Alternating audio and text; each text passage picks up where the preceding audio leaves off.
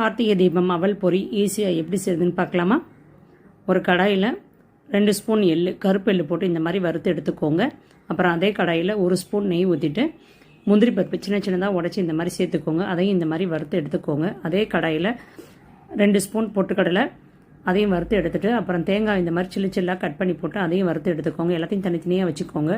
இப்போ நான் 4 கிளாஸ் அவல் பொரி எடுத்துருக்கிறேன். அதையும் வறுத்து எடுத்து தனியாக வச்சுட்டு 4 கிளாஸுக்கு 1 கிளாஸ் வெல்லம் எடுத்துருக்கிறேன்.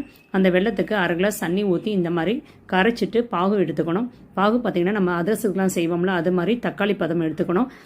தக்காளி பதம் வந்தோடனே ஆஃப் பண்ணிடுங்க. இப்போ ஒவ்வொன்றா நம்ம வறுத்து வச்சோம்ல, அது எல்லாத்தையுமே இதில் கலந்துக்கோங்க. இது கூடவே 1 டீஸ்பூன் ஏலக்காய்த்தூள், 1 டீஸ்பூன் சுக்கு பொடி இதையும் சேர்த்துட்டு நம்ம வறுத்து வச்ச அவல் பொரி இதையும் சேர்த்துட்டு 2 ஸ்பூன் அரிசி மாவு, பச்சரிசி மாவு கலந்து நல்லா இந்த மாதிரி கலந்து விடுங்க. நல்லா ஆறுனதுக்கப்புறம் பார்த்தீங்கன்னா நல்லா இந்த மாதிரி உதிரி உதிரியான கார்த்திகை அவல் பொரி ரெடி. கண்டிப்பாக நீங்களும் செஞ்சு பாருங்கள், சூப்பராக இருக்கும். பாய்.